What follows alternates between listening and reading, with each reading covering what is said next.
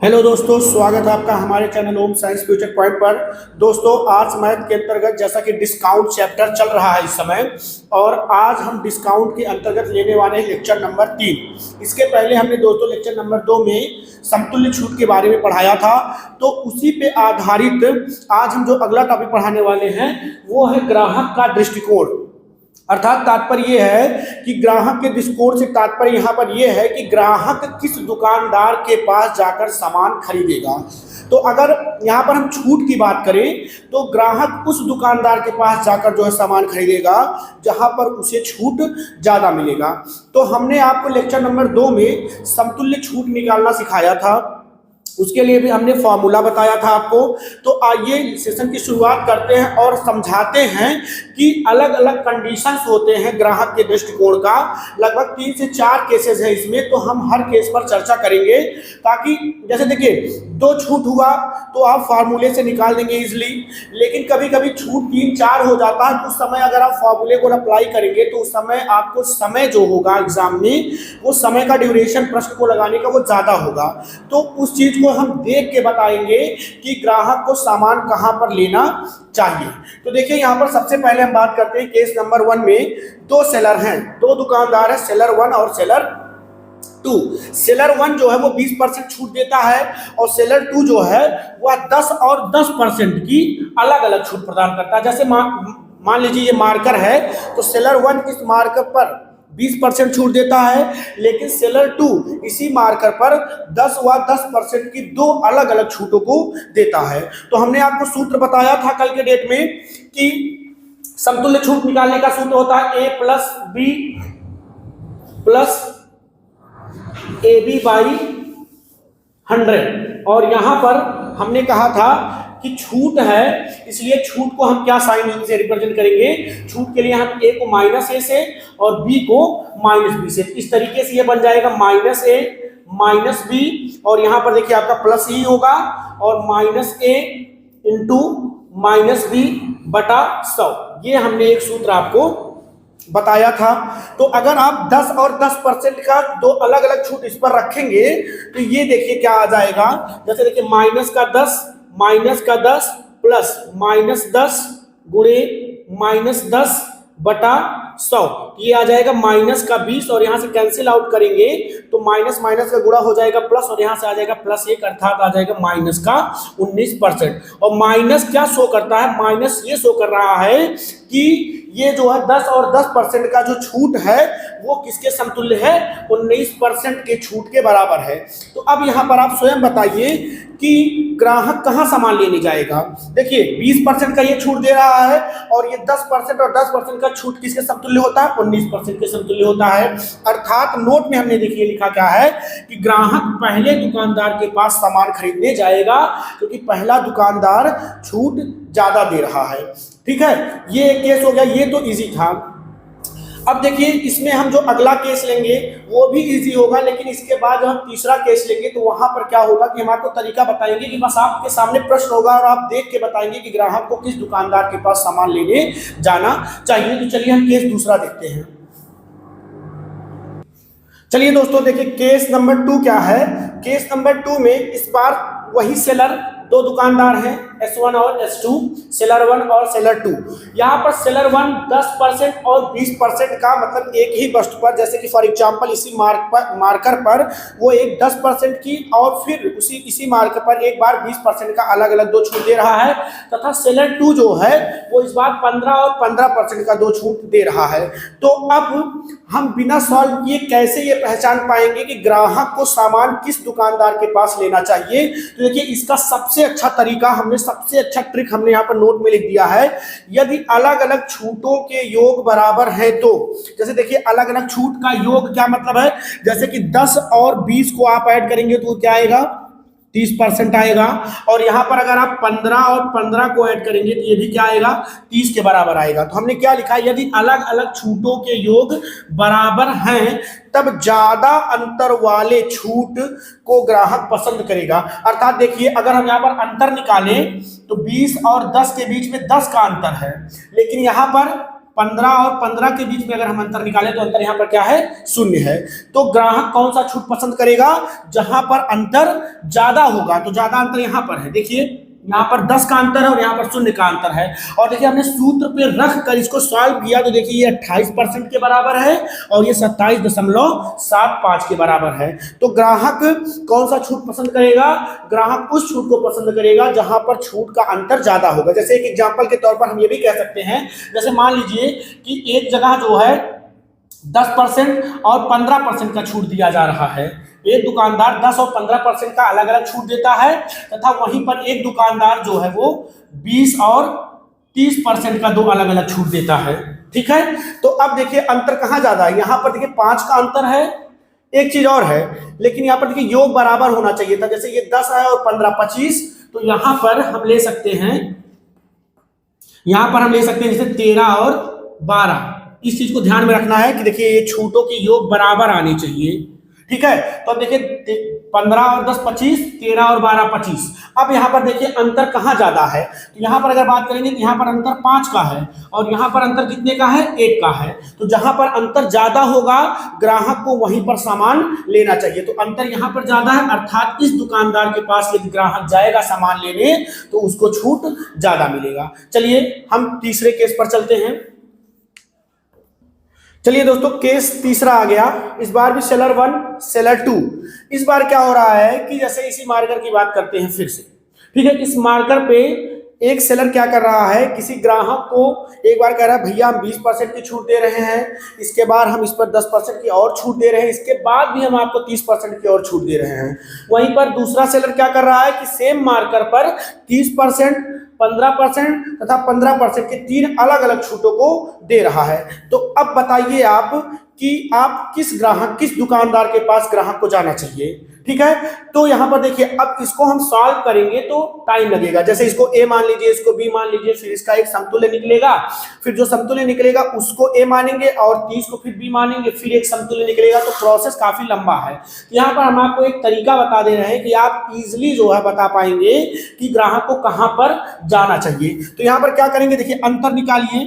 यहाँ पर देखिए 10 और 20 के बीच में कितने का अंतर है, 10 का अंतर है। फिर यहां पर देखिए 10 और 30 के बीच में यहां पर अगर आप अंतर निकालेंगे तो यहां पर अंतर 20 का है। इस तरीके से कुल अंतर देखिए कितने का आया, 30 का। यहीं पर सेम प्रोसेस यहां पर करिए। देखिए यहां पर अंतर 15 का आया और यहां पर अंतर देखिए 0 का आया। अगर हम दोनों को ऐड करेंगे तो अंतर कितने का आएगा, 15 का आएगा। अब देखिए अभी हमने केस नंबर 2 में बताया कि ग्राहक वहीं पर जाएगा जहां पर दो छूटों के बीच में अंतर ज्यादा होगा। तो अब बताइए अंतर कहां ज्यादा, देखिए यहां पर कुल अंतर 30 का आ रहा है और यहाँ पर कुल अंतर 15 का आ रहा है। अर्थात साफ साफ कि ग्राहक को सेलर 1 के पास जाना चाहिए सामान खरीदने के लिए, तभी उसे ज्यादा छूट प्रदान होगा। तो यहाँ पर देखिए हमने लिखा कि अधिक छूट प्राप्त करने के लिए ग्राहक पहले दुकानदार के पास जाएगा। क्यों जाएगा, क्योंकि ज्यादा अंतर जहां पर होगा छूटों के बीच में वहीं पर हमें सबसे ज्यादा छूट प्राप्त होगा। ठीक है, चलिए केस नंबर 4 पे चलते हैं। चलिए देखिए दोस्तों, केस नंबर 4 सेलर 1 सेलर 2। इस बार जो है सेलर 1 भी जो है 3 अलग अलग छूट दे रहा है और सेलर 2 भी सेम वही छूट दे रहा है। बस क्या है देखिए यहाँ पर, जैसे सेलर 1 20%, 15 और 10% की छूट दे रहा है, सेलर 2 भी 10, 15 और 20% की छूट दे रहा है। अगर आप ध्यान रखेंगे तो 20, 15, 10, इसमें भी देखिए 20, 15, 10। ठीक है, दोनों ही सेलर जो है क्या कर रहे हैं, 20, 15 और 10% की अलग अलग छूट को दे रहे हैं। तो इस कंडीशन में देखिए अगर हम यहाँ पर बात करें 20 और 15 के बीच में 5 का अंतर, 15 और 10 के बीच में 5 का अंतर, यहाँ पर 10 और 15 के बीच में 5 का अंतर, 15 और 20 के बीच में भी 5 का अंतर। मतलब कि अंतर क्या है, समान है। और अगर अंतर समान हुआ इसका मतलब कि सभी छूट भी क्या होंगे, समान होंगे। बस ध्यान से देखिए उनके क्रम में परिवर्तन है और क्रम में परिवर्तन होने से समतुल्य छूट पर कोई प्रभाव नहीं पड़ता है। अगर आप इसका समतुल्य छूट निकालेंगे तो दोनों का समतुल्य छूट बराबर आएगा। इस तरीके से ये प्रश्न कभी आपसे पूछा जा सकता है। तो अगर आपका सीक्वेंस सेम है, मतलब कि एक ही डिजिट, मतलब वही जो अंक दिए गए हैं वही छूट दूसरा सेलर भी दे रहा है, तो इस दौरान छूट क्या होगा, दोनों का समान होगा। अब ऐसे कंडीशन में ग्राहक चाहे इसके पास सामान ले या इसके पास सामान ले, हर कंडीशन में ग्राहक को जो है समतुल्य छूट के रूप में समान छूट उपयुक्त प्राप्त होगा। तो दोस्तों ये थे हमारे द्वारा बताए गए या जो है कॉन्सेप्ट, मतलब कि ग्राहक के दृष्टिकोण का कॉन्सेप्ट। अब जैसे इस पे प्रश्न आएगा तो कैसे प्रश्न इसमें पूछा जाएगा उसके हम जो है एग्जाम्पल आपके सामने प्रस्तुत कर रहे हैं। चलिए दोस्तों यहाँ पर देखिए प्रश्न लिया हमने, जो अभी हमने ग्राहक के दृष्टिकोणों पर प्रश्न मतलब कि आपको 4 केसेस बताएं, अब उसी से हमने पहला प्रश्न लिया। यहाँ पर देखिए प्रश्न इससे इसी टाइप से पूछे जाते हैं कि एक कंपनी 3 क्रमिक बट्टे प्रदान करती है। एक चीज हम आपको बताना और चाहेंगे, चाहे छूट कहिए या बट्टा कहिए दोनों बात सेम है, ठीक है। एक कंपनी 3 क्रमिक बट्टे या छूट प्रदान करती है, जैसे क्रमशः दिया गया है। पहली कंपनी 25% और मतलब वही कंपनी 3 क्रमिक बट्टे कैसे कैसे दे रही, पहला बट्टा दे रही 25% और 15% का, दूसरा दे रही है 30% और 10% का, और तीसरा बट्टा वो प्रदान कर रही है 35% और 5% के रूप में। तो ग्राहक के अनुसार कौन सा बट्टा उपयुक्त होगा। अब देखिए यहाँ पर अगर आप फार्मूले का यूज करके सूत्र से तीनों बट्टों का अलग अलग मान निकालेंगे, उसके बाद बताएंगे तो आपको समय ज्यादा लगेगा। तो हमने यहाँ पर क्या बताया कि अगर इस तरीके से क्रम दिया गया होगा तो आप क्या देखेंगे कि जिस बट्टे में अंतर ज्यादा आ रहा है वही बट्टा जो है सबसे उपयुक्त ग्राहक के लिए माना जाएगा। तो अगर यहां पर हम अंतर की बात करें तो देखिए यहां पर अंतर जो है 10 का है, यहां पर अगर हम अंतर की बात करें तो यहां पर अंतर जो है 20 का है, और अगर हम यहां पर अंतर की बात करें दोनों बट्टों के बीच में तो यहां पर अंतर जो है वो 30 का है।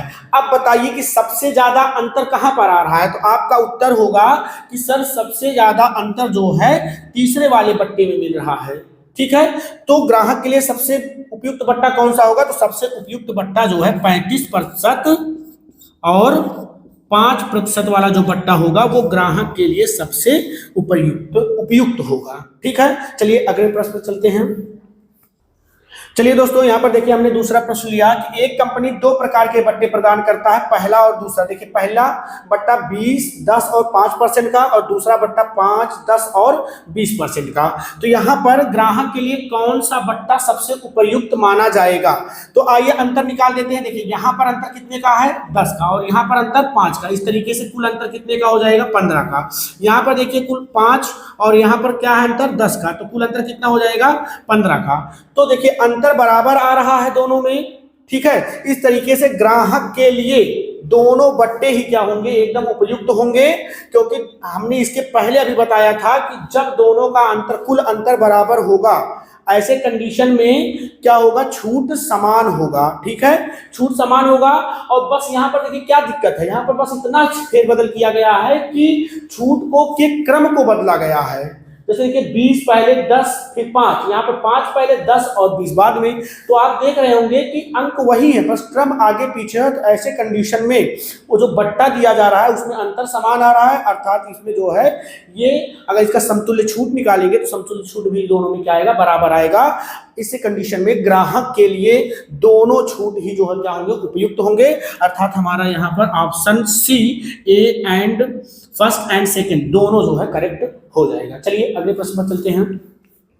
चलिए दोस्तों यहाँ पर देखिए जो हमने समतुल्य छूट निकालने का सूत्र बताया था, जो कि हमने लेक्चर नंबर 2 में डिस्कशन किया है। अगर आप नहीं देखे होंगे, चैनल पे नए हैं तो एक बार जाके लेक्चर नंबर 2 को जरूर देखिए। चैनल नहीं सब्सक्राइब किया तो सब्सक्राइब भी कर लीजिए। चलिए देखिए इसमें क्या है, A% व B% क्रमिक बट्टे निम्न में से किस एकल बट्टे के समान है। तो ये फार्मूला है, जिसने लेक्चर नंबर 2 पढ़ा होगा उसको तुरंत ही पता चल गया होगा कि यहाँ पर कौन सा उत्तर करेक्ट होगा।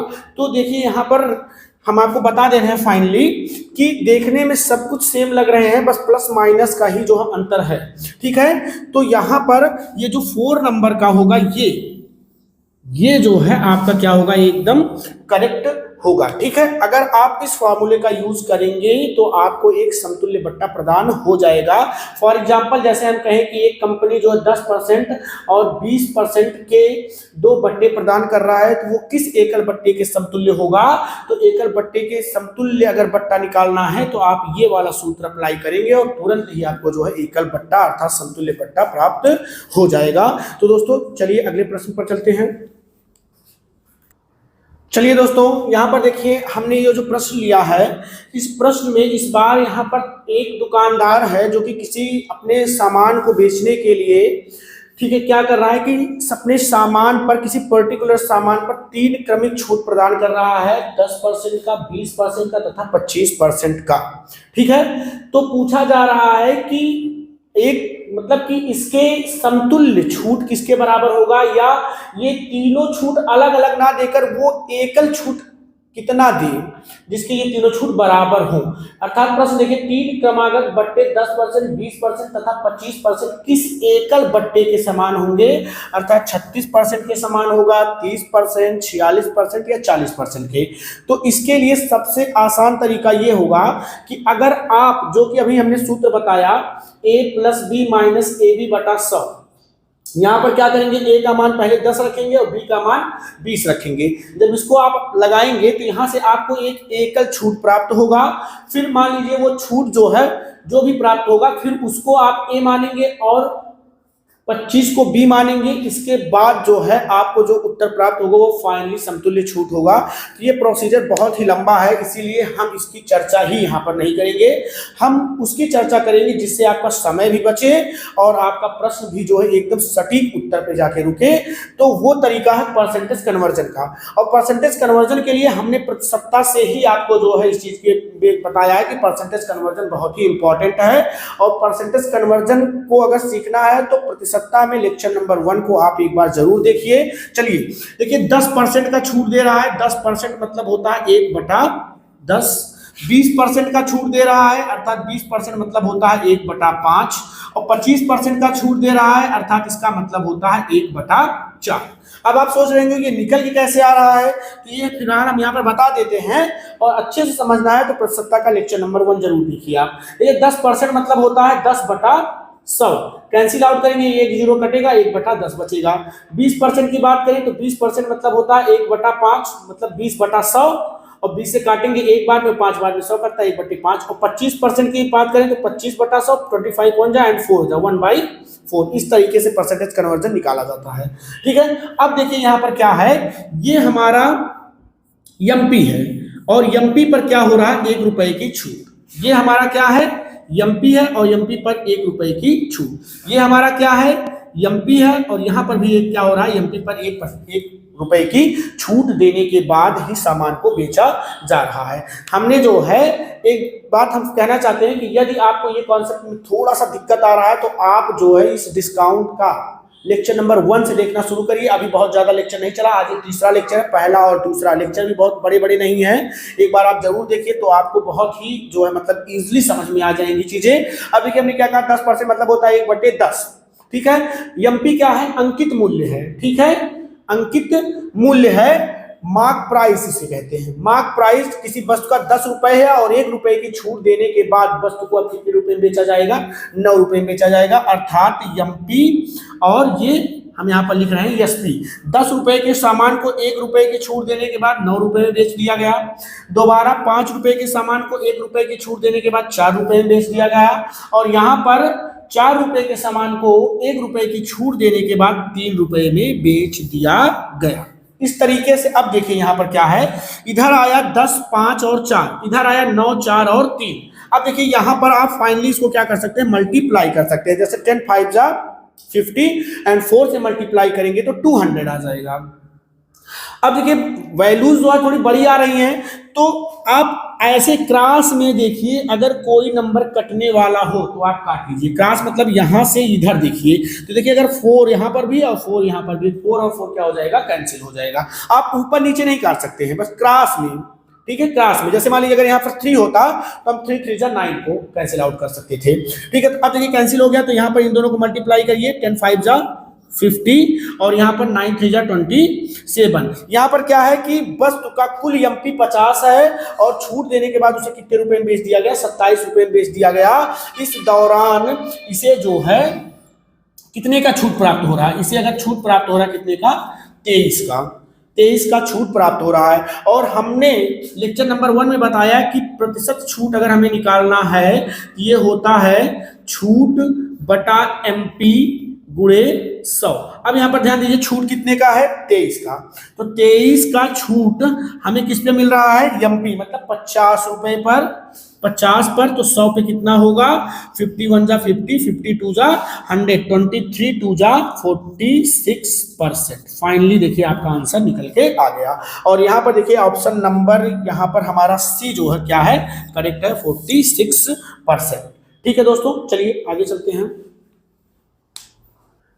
चलिए दोस्तों, अगला प्रश्न लिया, और ये प्रश्न जो है थोड़ा सा अब हमने बदला है। इस बार अभी तक हम जो प्रश्न जो लिए थे वो क्या ले रहे थे? समतुल्य बट्टा निकालना। अब इस बार जो है हम जैसे कि प्रश्न मतलब छूट पर आधारित पूछा जाता है वो प्रश्न बताने वाले हैं। यहाँ पर प्रश्न है कि 15% के बट्टे के बाद किसी कमीज का मूल्य 102 रुपया हो जाता है, तो बट्टे से पहले कमीज का मूल्य क्या था? तो अगर हम यहाँ से आपसे पूछे कि बट्टे से पहले का मूल्य क्या कहलाता है, तो बट्टा किस पे दिया जाता है? मार्क प्राइस पर, ठीक है ना, अंकित मूल्य पर दिया जाता है। तो बट्टे से पहले अर्थात अभी छूट नहीं दिया गया है, तो उसके पहले कमीज का मूल्य ज्ञात करना है, अर्थात हमें वस्तु का क्या ज्ञात करना है? एमपी ज्ञात करना, अंकित मूल्य ज्ञात करना है, मार्केट प्राइस ज्ञात करना, मार्क प्राइस। ठीक है, तो यहाँ पर आपको दो तरीका बताएंगे। सबसे पहले कन्वर्जन मेथड की बात करते हैं। तो देखिए यहाँ पर दिया गया है 15%, और 15% मतलब हो जाएगा 15/100, 5 से काटेंगे 5 3 15, 5 से काटेंगे 20, तो यह आ जाएगा 3/20। ठीक है, यहाँ पर 20 क्या है? 20 एमपी है, और M3 क्या हो जाएगा? छूट। तो 20 रुपए के सामान को ऐसे मान लीजिए कि कमीज कितने का था? 20 का था, और 3 का छूट देने के बाद अब कमीज को कितने में बेचा जा रहा है? 3 का छूट देने के बाद कमीज को 17 में बेचा जा रहा है। और यहाँ पर 15% के बट्टे के बाद कमीज को कितने में बेचा जा रहा था? 102 रुपए में बेचा जा रहा था, और यहाँ पर 17 रुपए में बेचा जा रहा था। अर्थात यही जो 17 है वो बराबर होगा 102 के। किसके बराबर होगा? 102 के। तो यहाँ से 1 का मान निकालेंगे, अर्थात हो जाएगा 102/17, और 17 1 जा 17, 17 6 जा 102 होता है। और हमें यहाँ पर बट्टे से पहले कमीज का मूल्य अर्थात छूट से पहले कमीज का मूल्य ज्ञात करने का मतलब है कि हमें वस्तु का मार्क प्राइस ज्ञात करना है। तो एमपी कितना है? 20। एमपी कितना है भैया? 20। तो यहाँ पर हो जाएगा 20 × 6 बराबर 120 रुपया। कितना हो जाएगा उसका मूल्य बट्टे से पहले? 120। ये तो था परसेंटेज कन्वर्जन। हम फार्मूला का भी यूज करके बता देते हैं। देखिए ये हो गया मेथड नंबर 1। मेथड नंबर 2 जो है फार्मूले पे डिपेंड कर रहा है। यहाँ पर देखिए छूट हमें कितना दिया गया है? छूट का परसेंट जो है वो किसके बराबर है? 15% के बराबर है। तो हमने यहाँ से आपको फार्मूला बताया था कि एसपी बराबर होता है MP 1 minus discount percent by 100। तो एसपी कितना है? 102। ठीक, देख लीजिए, बट्टे के बाद किसी कमीज का मूल्य छूट देने के बाद जो है हम बेचते ही तो हैं, तो अर्थात वो हो गया सेलिंग प्राइस। हमें एमपी फाइंड करना है। एमपी को ऐसे ही लिख दीजिए, 1 माइनस डिस्काउंट कितने का दिया जा रहा है? 15 का, तो 15/100। इसको थोड़ा सा सॉल्व करते हैं। तो एमपी यहाँ पर एलसीएम लेंगे तो 100 1 जा 100, और 100 में से 15 को माइनस करेंगे तो आ जाएगा 85/100, और इधर क्या लिखा गया? 102। अब हमें यहाँ से एमपी फाइंड करना है। तो एमपी इज इक्वल टू हो जाएगा 102। 100 यहाँ पर डिवाइड कर रहा था, ये जाके मल्टीप्लाई करेगा, और 85 मल्टीप्लीकेशन में है इस समय, इधर आके डिवीजन में हो जाएगा 85। अब चलिए 17 से डिवाइड करते हैं। 17 5 जा, और 17 6 जा, 5 1 जा 5, एंड 5 से 20 टाइम्स में जो है 100 डिवाइड हो जाएगा, एंड 6 × 20 करेंगे तो हमारा आ जाएगा ₹120। अर्थात कमीज का मूल्य बट्टे से पहले कितना था? 120। तो आपको जो भी मेथड यहाँ से आसान लगे उसको आप लगाइए, क्योंकि देखिए फाइनली हमें आंसर ही देना है। वहां पर हमारे सामने प्रश्न होता है, प्रश्न के 4 उत्तर होते हैं। उस 4 उत्तर में से कोई एक सही होता है तो हमें प्रश्न को सही करने से मतलब है, लेकिन ये चीज ध्यान रखते हुए कि समय हमारा किस तरीके से बच सकता है। तो हमें मेथड वही अप्लाई करना है जिससे हमारा समय बच जाए। तो दोस्तों बस आज के लिए इतना ही है। कल हम आपसे जो है नए एक चैप्टर के साथ, अर्थात इसी के अंतर्गत एक टॉपिक है अभी, उसके साथ हम आपसे दोबारा मुलाकात करेंगे। तो थैंक यू।